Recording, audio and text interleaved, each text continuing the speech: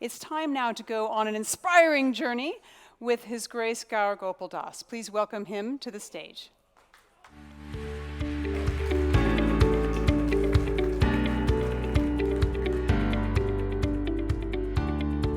How are you?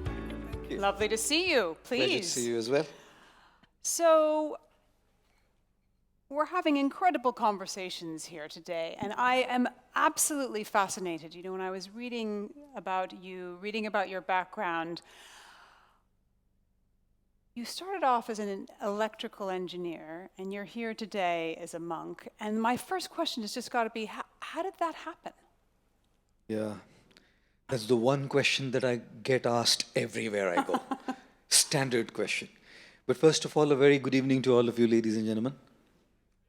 Doesn't look like you're very happy seeing me, guys. A very good evening to you, ladies and gentlemen. Sounds better now. Sounds better. My gratitude to Manoj Ladwaji for having me over here, and thank you, Eddie, for doing Pleasure. this session. How many of you in school were great at maths? Okay, brilliant. How many of you were terrible at maths? Brilliant. How many of you didn't care a damn? Okay, brilliant.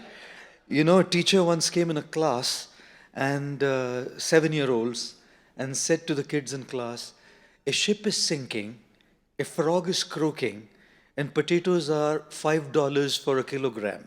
What is my age? The kids said, can you come back, ma'am, please, with that question? Said, a ship is sinking, a frog is croaking, and potatoes are $5 for a kg. Guess what my age is? One boy put his hand up and said, 32, madam. She said, you're bang on. But how did you get that right? The boy said, well, my sister's 16 years old and she's half mad. You know, like, who asks a question like that? Unrelated question like that. Engineers like myself, studying electrical engineers, we think everything in mathematics. Everything is analyzed by numbers and equations. So while I was working at Hewlett Packard, I made a simple calculation in my head that if we were to spend about 8 hours a day at our workplace every day, and we spend way more than that, on an average 8 hours, and we were to do a 5 days work week, it makes 20 hours at our workplace a week, right? 40 hours per week. And if we were to work for 50 weeks a year, 2 weeks of holidays, we end up spending 2,000 hours a year at our workplace. And if we were to work for an average of 45 years, we end up spending a daunting 90,000 hours of our life at our workplace, which accounts to 10 years of our life. At HP, I asked myself a simple question. This is paying me well? I'm very good at it as well? Can I see myself doing this for 90,000 hours? How many of you read the autobiography of Andre Agassi? Open? Okay, some hands up there. How many of you would be taken aback by a shock if I tell you that Andre Agassi hated tennis from day one? Comes as a shock, right? Something that he didn't enjoy, something that he didn't like, something that he didn't want to do, but continued doing it for the rest of his life because it paid him well to make the money so that one day he could do something that he truly loved. For me, I thought, I do not want to be doing something that is not me. To me, one of the key words that defines a leader is authenticity. And authenticity means not just authentic in my leadership style, but authentic to my own self. A genuine, authentic life which is in absolute sync with my calling, which is in absolute sync with my psychophysical nature, which is in absolute sync with the purpose that I'm trying to find for myself. So while at HP, when I saw that I can't see myself doing this for 90,000 hours, the obvious question was, what do I see myself doing? If I can't see myself doing this, what is it that I want to do? What is it that fulfills me? And the loud and clear answer was that I wanted to work with the lives of people, not with systems, machines, strategies, but to work with the lives of people. What could I do in terms of getting involved with the lives of people, study psychology, study psychiatry, study behavioral sciences, study organizational behavior, to get involved with people, to get involved with relationships, to get involved with the human potential. One of the words I hate the most is human resource. Is a human being steel, metal, plastic, rubber, silicon chips? They're assets. It should be HA, not HR. Human assets, not human resources. I mean, when you know what? Language defines our mindsets. Sometimes our mindset defines our language, but our language defines our mindsets as well. If we're saying human resource, we probably treat them as a resource. So then at that point in time, I thought to myself, hey, look, this could be done, but then I also had a spiritual calling. That's when I thought, what if I could find the answers for the human condition in ancient wisdom, in spiritual literatures, in spiritual paths of India and across the world, and see how that can then be made relevant, contemporary, accessible, applicable, broken down in a way that it actually makes a difference to the lives of people. So that was the journey from being an electrical engineer to, if I might call myself, a lifestyle engineer today. So I didn't give up, I upgraded, madam. Joey, what do you think makes a conscious leader? Right. What makes a conscious leader? There was a multi-billionaire once, and a reporter came to him, a news reporter, and said, "Sir, what's the secret of your being a multi-billionaire?" The man said, "2 words." "May I ask you what those 2 words are?" He said, "Right decisions." The reporter said, "Well said, sir. But how do you make those right decisions?" The man said, "1 word." "May I ask you what that one magic word is, sir, based on which you make right decisions?" The man said, "Experience. If you have experience, you make the right decisions." The reporter said, "Well said, sir, but how do you gain that experience?" The man said, "2 words." The reporter said, "Can I ask you what those 2 words are?" He said, "Wrong decisions." You make the wrong decisions, you get experience, and once you get experience, you don't repeat it, you make the right decisions. To err is human. The problem with leadership, a lot of times, especially when we become experienced, seasoned leaders, is to get into the autopilot mode of decision making. It's a no-brainer at a point in time. I can wake up in the middle of the night and make a critical decision for my organization, which is in one sense infallible, because I have so much experience. I've made my mistakes in making the wrong decisions, the right decisions, and I've done it so much that I'm no longer conscious of my leadership. What is conscious leadership? To move from the autopilot mode to being conscious of everything I'm doing for my organization. And not being in the autopilot mode, not basing what I do simply on my experience. Experience kills creativity. Experience kills innovation. Experience kills thinking out of the box because it just makes me take the beaten path. Everything that I've seen and done before is what I keep repeating. And that's not conscious leadership. That's autopilot leadership. Conscious leadership means to move out of the beaten path. I may have done it that way, bloody hell, who cares? I may have done it, he may have done it, she may have done it. The world needs a fresher perspective. And that fresher perspective will never come unless one takes the road less traveled. Conscious leadership is moving from taking the beaten path to take the road less traveled. And then what it really means is, how many of you ever lost or ever looking for a document and you're not able to find it in your closets, in your drawers, maybe your passports? Happened with me last week. Yep. Yeah? Absolutely. How many of you went through it like 3 times and still couldn't see it? Yep. Brilliant. How many of you started clearing off the documents and found your document right there? Brilliant. How many of you on your phones were trying to look for a photo in your photos folder and you have 23,656 pictures and you just can't find that picture? Thank you. You know how we live in a world full of clutter? Physical clutter and digital clutter. In order to find that document, I need to clear the clutter. In order to find that picture on my photos folder, I need to clear the digital clutter. While we live a life which is tending towards being clutter-free externally, about being clutter-free internally? How many of you been for an event where there's like huge noise around? Too much noise, there's music, the MC is speaking something, and there's one of the guys whom you're trying to network with, but you can't hear him. Noise around. You know what's happening in the mind? There's not this clutter of so many noises. And within all that noise, it's extremely hard to listen to your voice.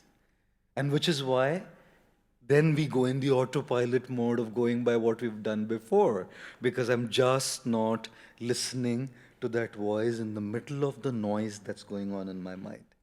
So let's talk about how you personally cut through that Right. noise. I've been meditating for a year now, Correct. not as long as you, but it has made an enormous difference and had some really profound impacts on my life. But Absolutely.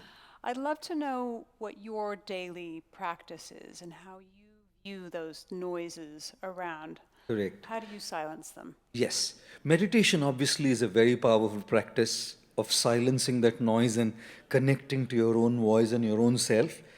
Because until you listen to that voice, you're not going out of the beaten path. Going only by the head, not from the voice that is very authentic you from here. Here, right here in that voice, are solutions to problems that are right around us, but we're not able to see because we're only looking at it from a certain perspective. Right here is innovation, ideas, creativity, which we're not seeing because we're not listening to it. There's a lot in here, lot. And which is why answers to a lot of questions come in moments of silence. Silence is powerful. We've gotten so used to doing that we've forgotten being. And you know what we are called? Human beings, not human doings. We are a race of human beings. But in doing, we forget the art of being.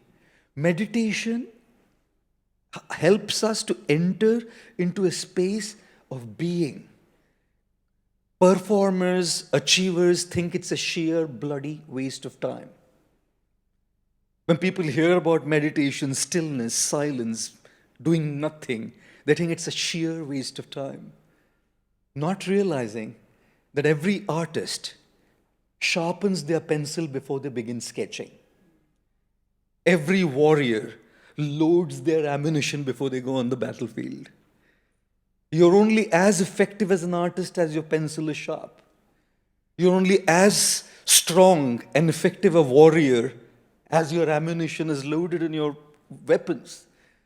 That's time for stillness, that time for silence, that time for meditation, that time for being is a time to prepare yourself for being impactful. I've seen people who come out of that space, they are doubly more productive. They're doubly more focused. They're doubly more sharp. They're doubly more creative. They can find, you can get things done like this because you're together. Yeah. Your mind is not cluttered. Personally, for me, of course, I practice meditation.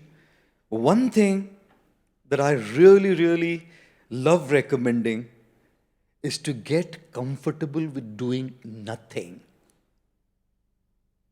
In a world where we are constantly doing something, the idea of doing nothing comes like to be very uncomfortable. We're chasing stimulation constantly. How many of you ever done a religious fast? Okay, thank you.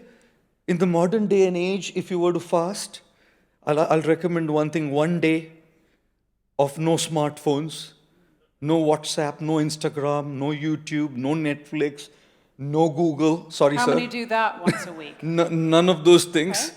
One day of not doing that, I say in Hindi, people who understand Hindi will get it.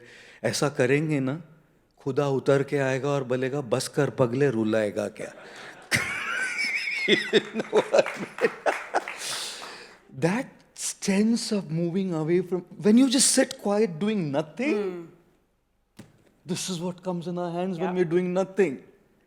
Then I want to be connected with the world. But in being connected with my work and being connected with my business and being connected with the world, I'm disconnected from myself. So my recommendation is on a daily basis, 15 to 20 minutes of just doing nothing. No agenda, nothing. And guess what? That's when we face our inner demons. That's when we start getting comfortable with the uncomfortable. That's when we start going deeper, out of the noise, to tune into our own voice. One of the other Sorry things, if I've been too... Who's going to commit to that, by the way? Spend 15 minutes 15 doing minutes. nothing. 15 minutes. Okay. Nothing more than that. Just 15 right. minutes. That's Okay. about it. The other thing that meditation brings is quite a deep sense of rest.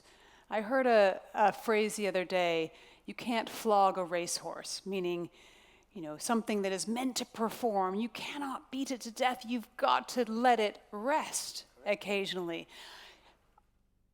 Some of the folks I've spoken to who are experts in meditation, who practice it, say that they see an epidemic of exhaustion in our modern world. Do you see that? 100%. 100%. And exhaustion is mental exhaustion. Mental exhaustion. How many of you have kids? Brilliant. Little kids, yeah? Somebody said to me, I had 6 philosophies how to raise children. Now I have 6 children and no philosophy left. How many of you, when you were little ones, like 5, 6-year-olds, you come back from office, the little one has gone to school, studied hard, played all day long. It's 7 in the evening. You come back from work, and the little one says to you, can we play, Dad? I'm wondering where the heck does this little one get his energy from or her energy from? And you say, I'm really exhausted. What did you do? You sat in an AC car, or whatever car. You went to your office, sitting in a revolving chair all day in the cabin, not moving one step to get a cup of coffee. The coffee came on your table. You were just moving a little bit like this, and at best a click of a mouse. And you say, I'm exhausted. The boy was running all over the place. And which is precisely why children have tremendous physical energy because they're not mentally exhausted. And the adults, tremendous amount of mental exhaustion. How many of you have deadlines to meet with? Okay, brilliant. What a word, isn't it? Deadline. No one ever calls it a lifeline. You have a deadline to meet, which is when you cross the line, you know what happens? You're dead. Dead. How many of you have been through workplace politics ever? Anyone? No? My God, this seems to be a great place. I'm going to change my attire as a monk and be you. Because I have more politics in my organization than you guys, looks like. Drains us. Pressures, deadlines, stress, competition, insecurity, performance, family pressures, mental health issues, terminally ill patients at home. Guys, there's so much going on. There's so much going on in life. How does one expect to keep going unless there is rest? COVID pandemic is not, it was bad. But the pandemic that's hitting the world now is called a sleep pandemic. People not able to sleep because the mind is so active. An adult must get at least 2 to 3 hours of delta sleep daily. And American statistics show, Eddie, that most adults get between 40 minutes to an hour of delta sleep daily, which is the most restorative sleep for our body and our mind. And the only reason, because the mind is so active.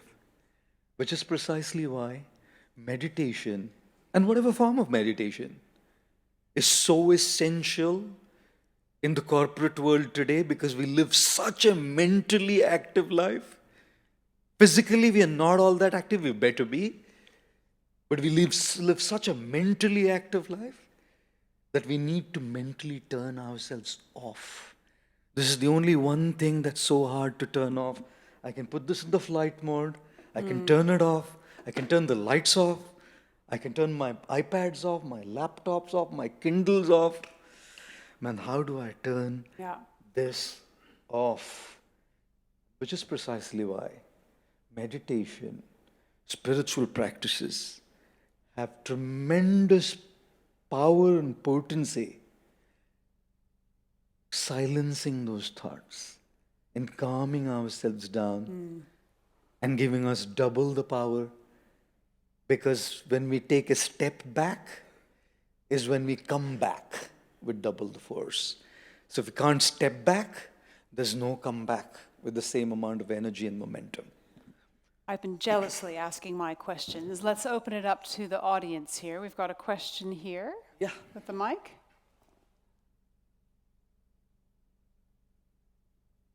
So it's also said what you eat is what you become, and there are Absolutely. many concepts around that floating around. And also youngsters nowadays are stuck on that machine. Correct. How do we solve both of them? Oh, yeah. In Sanskrit, there's a term called ahar. And the word ahar doesn't refer only to food for the body.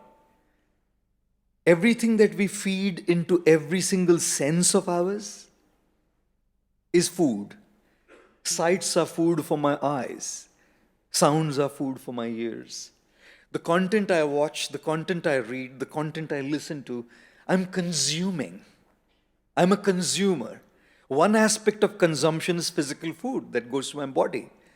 But everything that I consume in terms of content is food for my mind. Correct? And like I was saying, we have a pandemic. We just can't turn ourselves off. We are a generation that is so connected that we've forgotten to disconnect and connect with our own self. So how does one find that balance, right?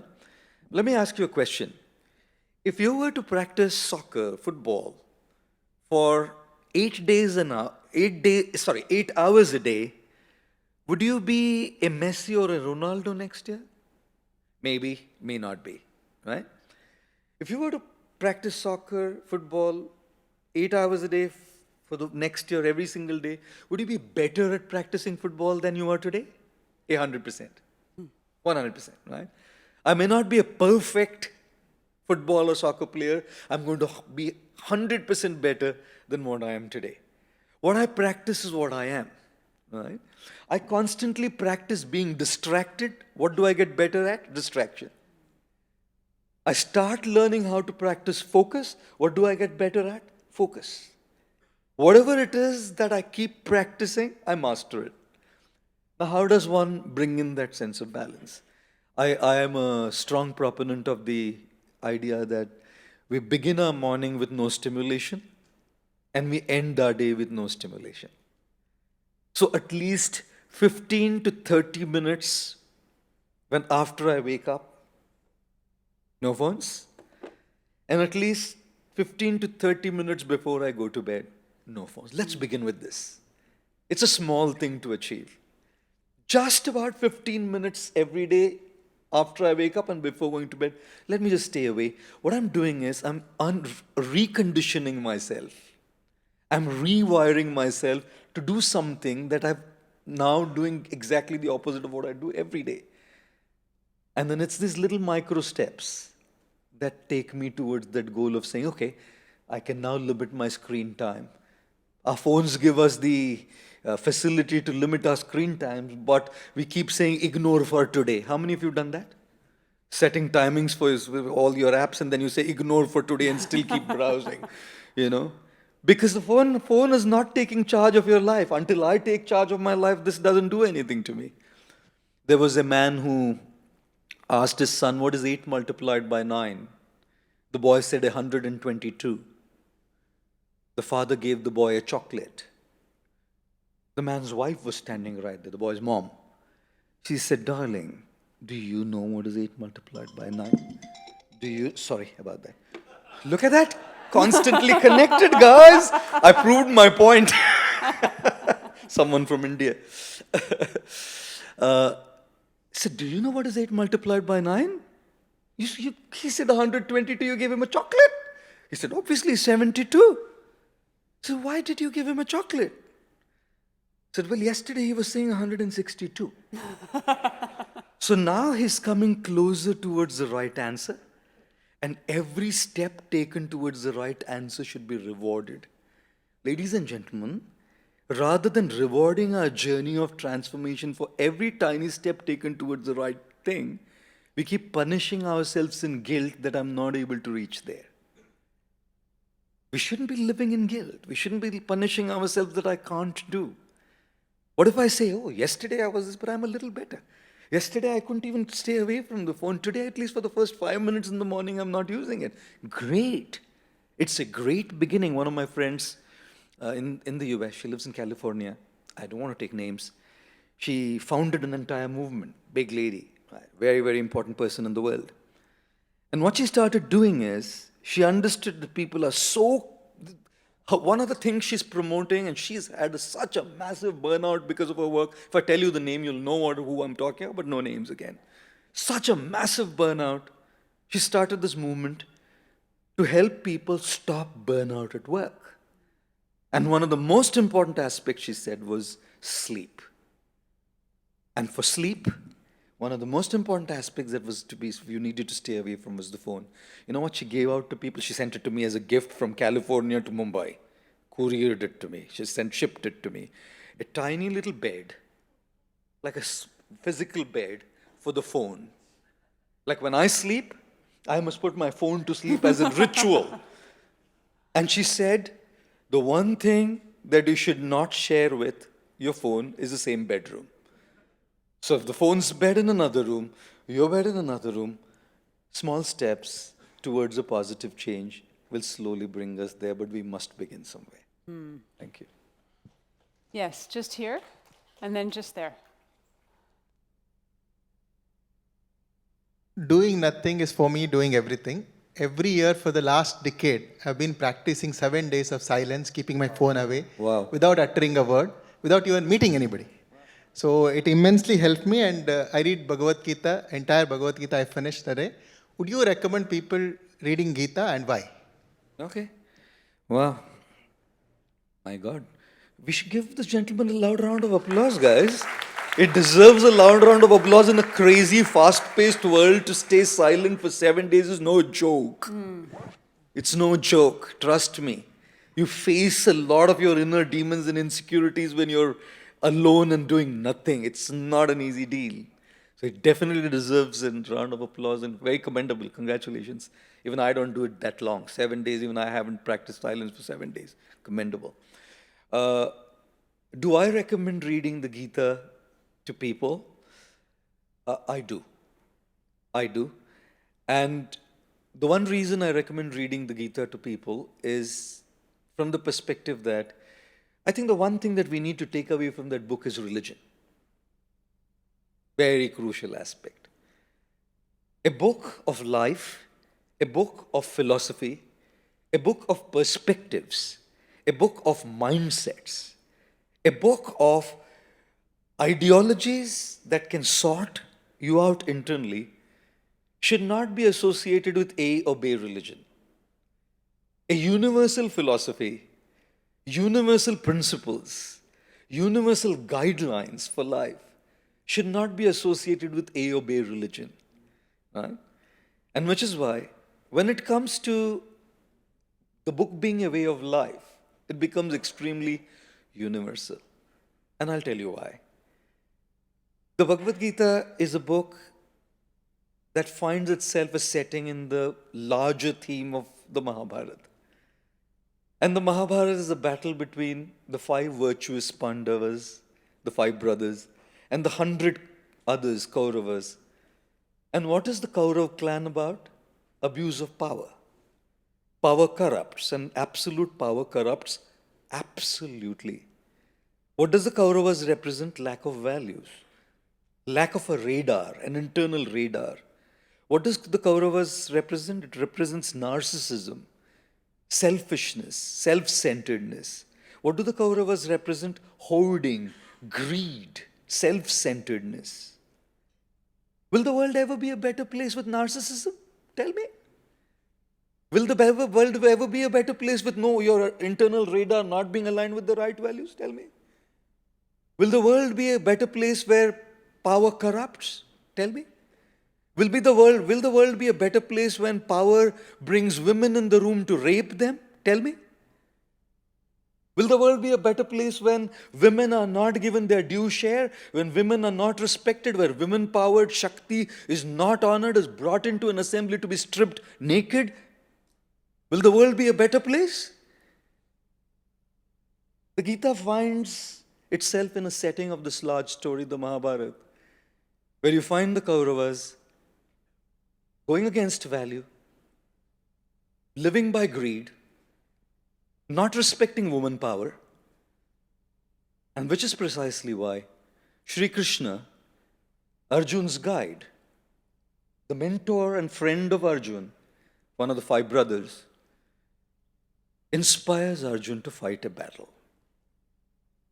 Good people with a purpose should never be satisfied in life.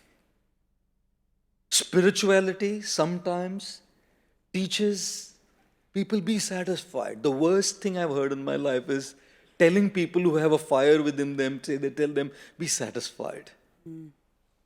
Because when you are satisfied, power and resources go in the wrong hands.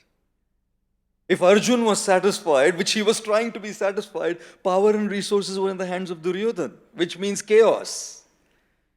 The Gita was spoken to transfer power, to transfer resources in the hands of those who could align the world with what it's meant to be aligned with. And what is the whole setting about? Life, our professions, our personal lives is a battleground. We're fighting some battles all the time. Internally within the organization, insecurities, politics, dirty competition. Externally, so much religious divide, so much propaganda sometimes. So much divide, so much conflict constantly. Battlegrounds. Minds are a battleground. The body is a battleground. Diseases going on inside. We don't even know what's coming up. And while we are fighting so many battles, we need to stay aligned. We need to stay focused. We need to stay in sync and tune with our purpose. If we are not, we lose those battles. And that's the purpose of the Gita. In our daily battles, it's not about just Kurukshetra. Life is Kurukshetra. And in our daily battles, when we follow that book, the mindset in that book, every battle is won here before it's won outside. How many of you have prepared a presentation very well before you go in the boardroom here? Thank you. How many of you prepared all your arguments with your spouse before you go back home in the evening? Here. Everything is won here before you win it outside. And that's what the Gita is. Win here, and that's when you can win the battles of outside. Does that make sense? All right, thank you. We only have a minute left. It needs to be a super brief question, please. Yeah, namaste. So Namaste ji. I would like to know about what is spirituality and what is being spiritual. And second one is about being meditativeness, meditation, and what exactly is meditation, Okay. and being in meditativeness. Okay. Thank you. Okay. In a minute. In a minute, yes, in a minute. I give very short answers to long questions, so I need to now give a long answer to a short question. Spirituality is, most importantly, making the connection with our own self. Our relationship with our own self sets the tone for every other relationship, right? If we're having too many problems with people around us, it's a good time to do some self-reflection to see if my own relationship with myself is in place. That's one aspect of spirituality. For paucity of time, I'm saying this. And the second, what's meditation? What's a meditative trance? I was in New York the day before yesterday, and somebody asked me this question, and I was answering that. Any of you seen Ford versus Ferrari? Yes? And in Ford versus Ferrari, have you seen this gentleman driving the car, and he says, there was a point in time when the car didn't exist, the road didn't exist, the drive didn't exist, I didn't exist, just the moment existed. When everything ceases to exist, and you are absolutely there, being completely present. It could happen in a sport. It could happen driving a car. It could happen while listening to a talk. Take religion out of it. Meditation has nothing to do with religion or spirituality. An atheist can meditate while playing football by being totally present, but when your object of meditation becomes something or someone of foresight, then you bring a religious dimension to it. But your object of meditation could be just while playing a sport, totally engrossed and being in the moment. Your mind is in a state of what you call as trance or samadhi. Yeah? Thank you. Thank you all very much again. Thank Great you very pleasure being much. here. Thank you very Thank much. you. Thank you. Let's Thank you, give him a Jyoti. bigger round of applause. Ladies and gentlemen, His Grace, thank you so much.